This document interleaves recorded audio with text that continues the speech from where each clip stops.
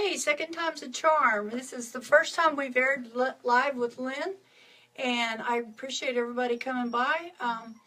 Posted some questions for me, so the first thing I want to address is everyone has asked me how we're doing since my son passed away, and I wanted to show you his celebration of life that they passed out during the program. I know it's backwards, but still it's quite lovely.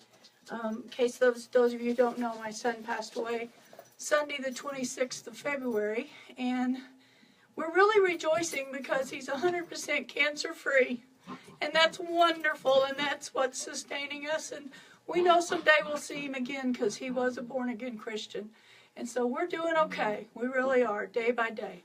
We're doing all right. So some of the other questions I have that I was given was, actually this wasn't a question, this was a comment from Heath Dollar. He posted that he wasn't going to be able to be on with the live tonight, but he's going to check it out later. But he had asked a question about writing in genres, and I answered him, and I told him that I just write, and then I figure out what genre it's in, because I can't, first of all, I can't figure out genres, and second of all, I can't write under those constraints. So I just write, and then I try to figure out where it goes. Anyway, he says, I asked before and you helped me out so much. The genre hurdle put me in the ground, as many say, pick it before you write. And I just wrote, and it helped me a lot to hear how you handled that mean old square peg of the round pigeonhole dilemma.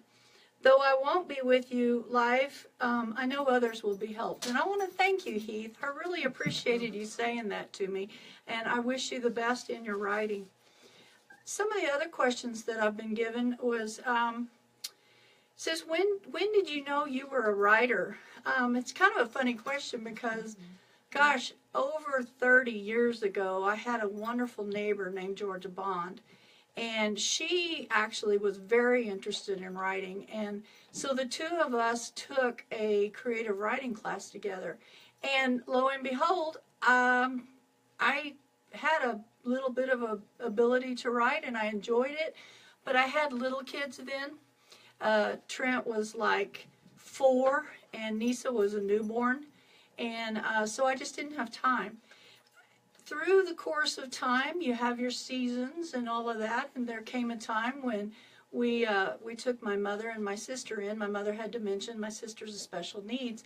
We took them in, and I was taking care of them, and they didn't require a whole lot of time and energy, and so I had all this time on my hands, and I thought, well, you know, maybe I'll sit down and start writing. So I did, and I wrote The Wishing Well Curse, which was my first book I published. And I see Nisa's joined us. Hi, Nisa. Good to see you.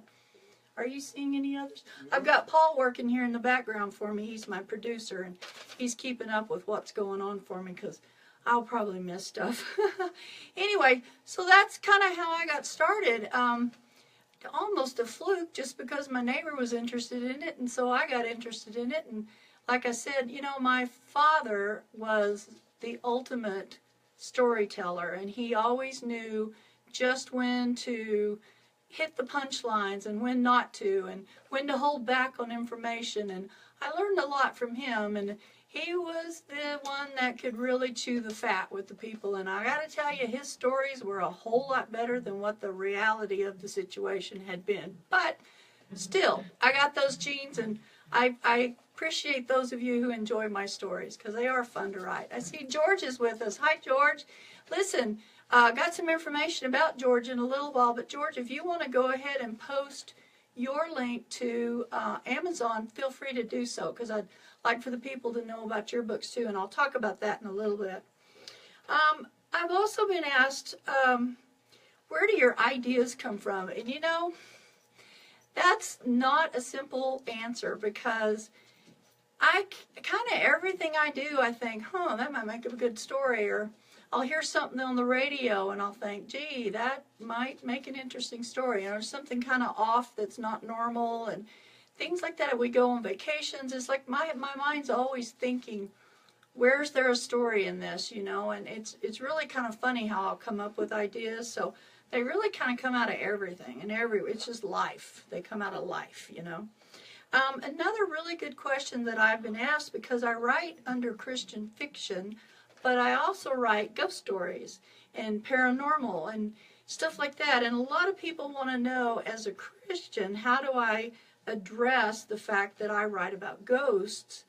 And it's really pretty simple to answer that question. First of all, it's fiction. Second of all, it's a what if.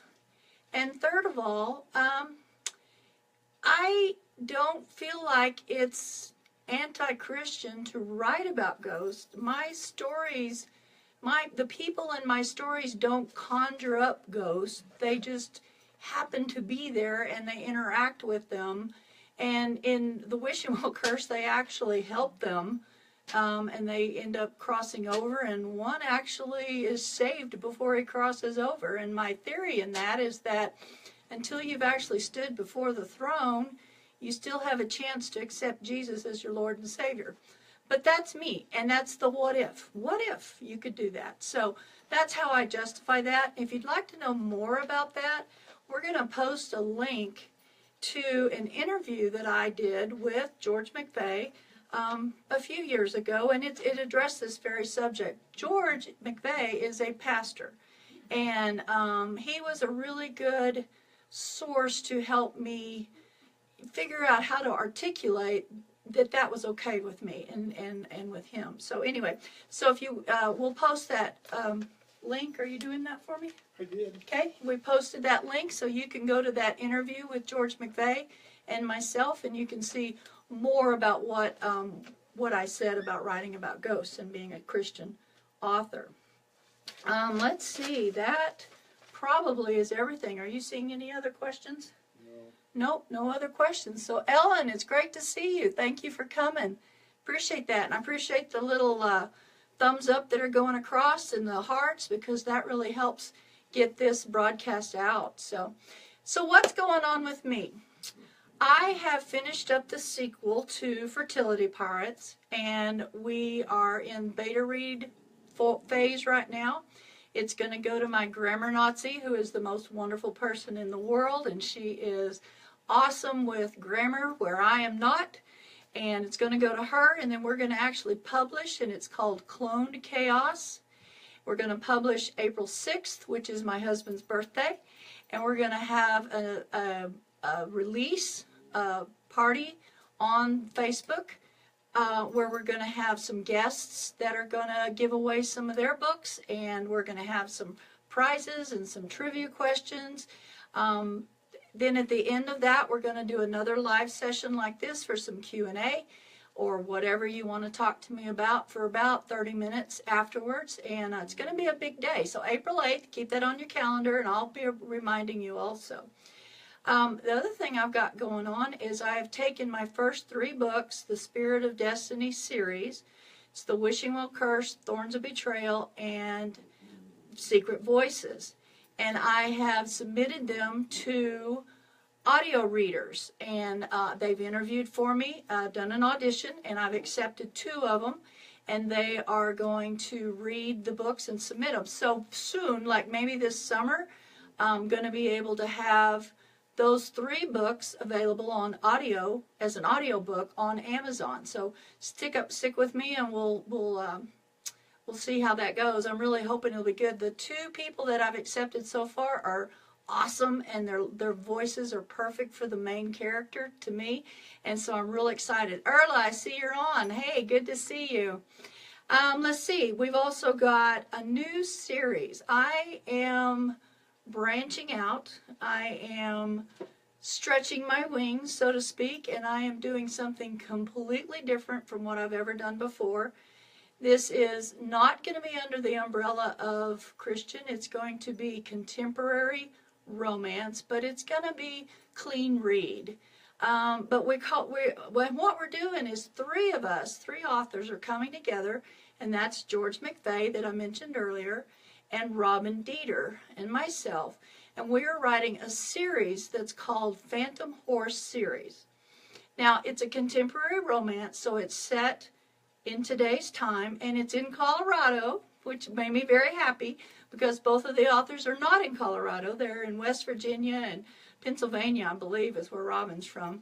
So it's set in the town. We've made it up, but it's called Gladstone, Colorado.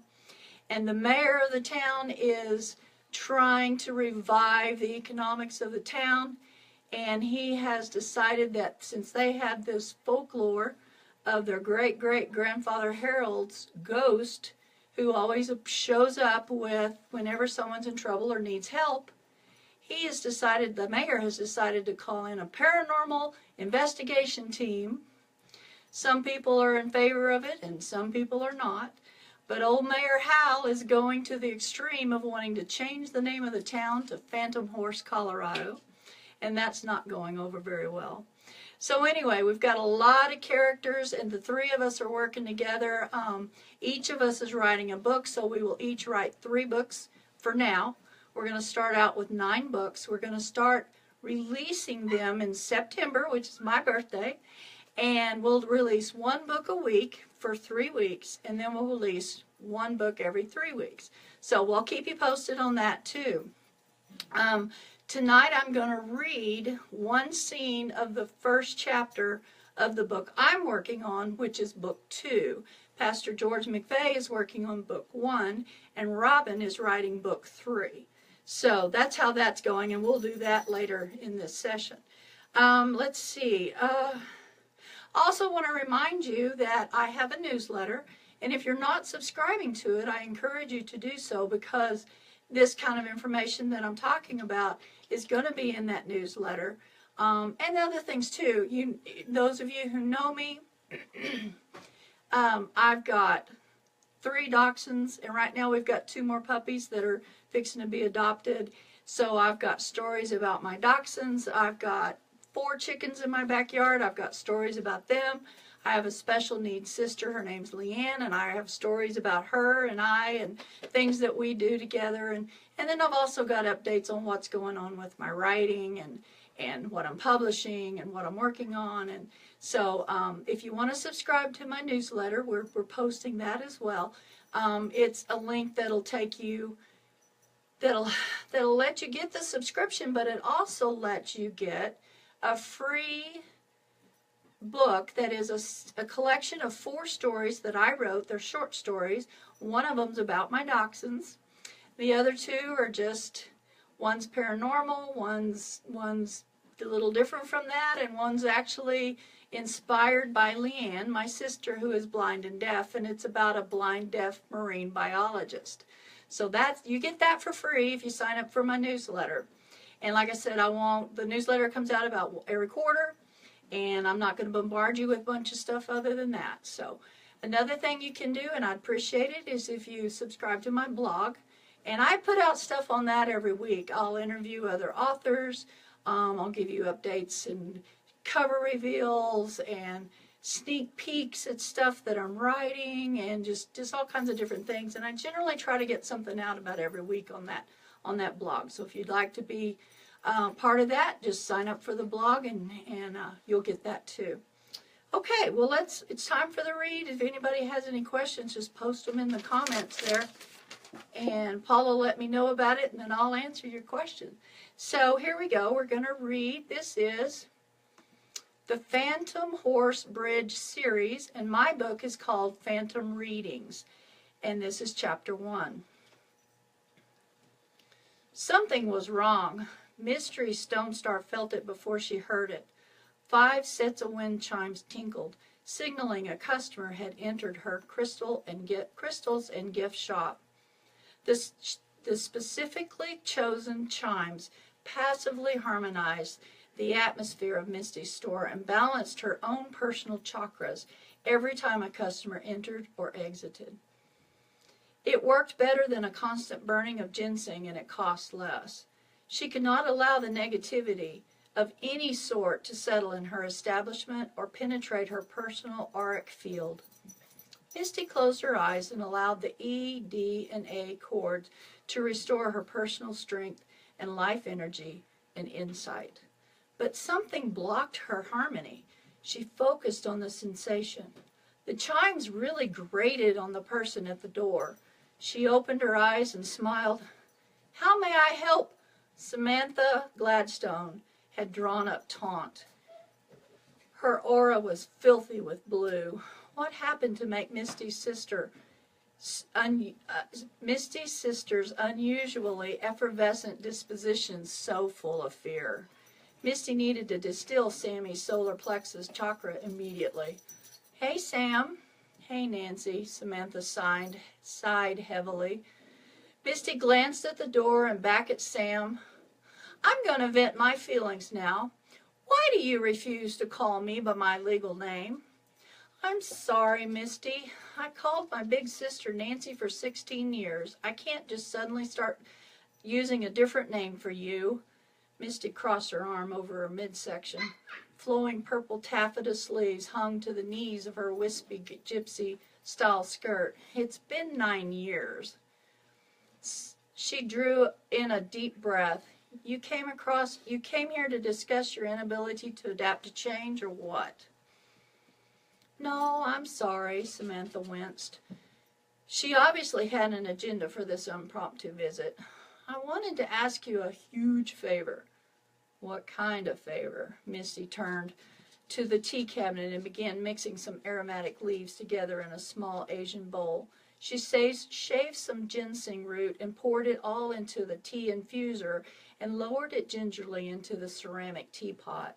A quick flick of her wrist and the single burner lit with a blue flame under her favorite orange enameled kettle. She lifted an Apache tears stone let's try that again.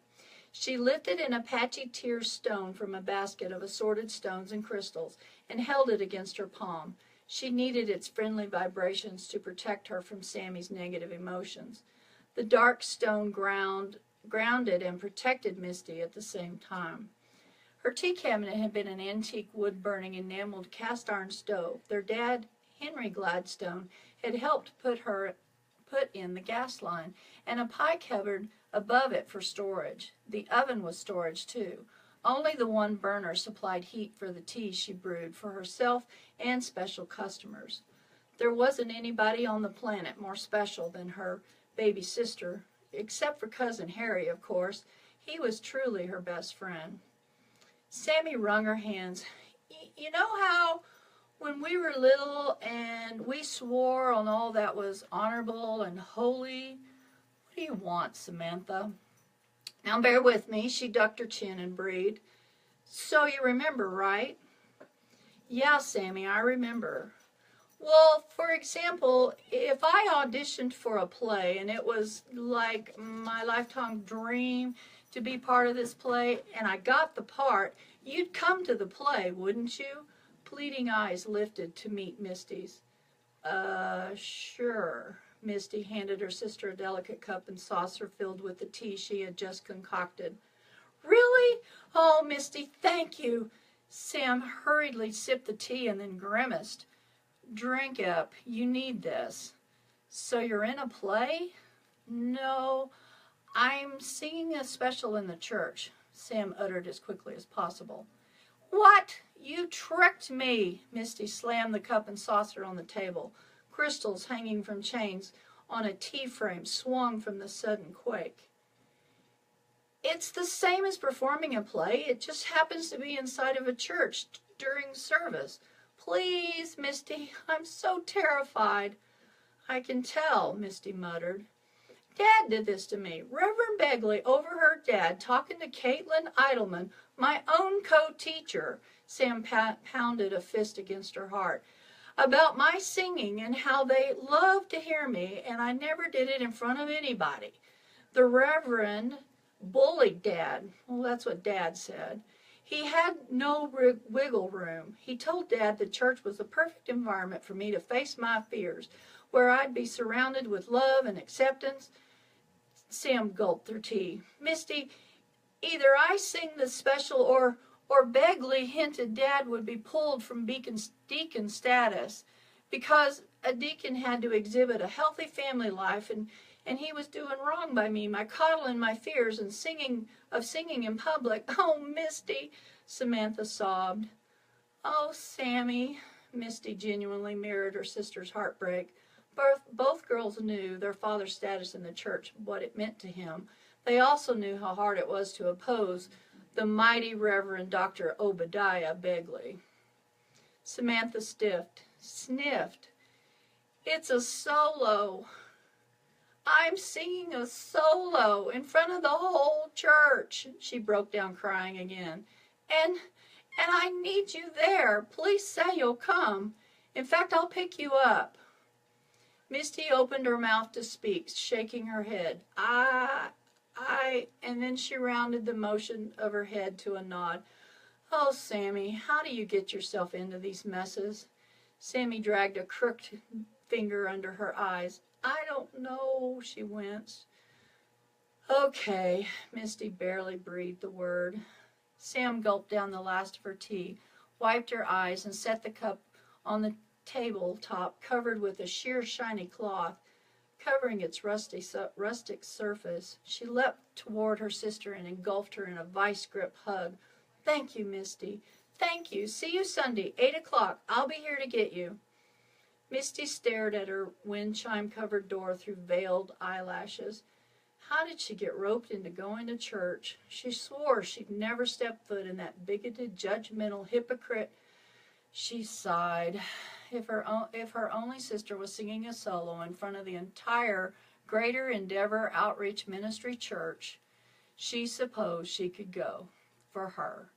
Misty knew her sister had a beautiful voice and was shyer than a winter rabbit when it comes to singing in front of anybody, even her. Sam only sang when she thought no one was around. Who could have possibly talked her into doing it but Dad? And a solo at that. Misty opened her fist. She'd keep the Apache tear stone and give it to Sam Sunday morning. At least her sister would have Mother Earth's protection in her palm to guide her against and absorb any negativity that came to her. So that's the end of the scene. It's not the end of the chapter, but just to give you a little snippet about what's going on. So listen, thanks for coming to my first Live with Lynn. Don't forget to sign up for my newsletter. If you're interested in my blog, go and sign up for that too. We'll post all those links again at the very end. And Brenda, I see you're on. Great to see you. It's so exciting to have everybody here. I'm so proud of you guys coming and seeing me because it's just little old me and here I am. But thank you so much for coming, everybody.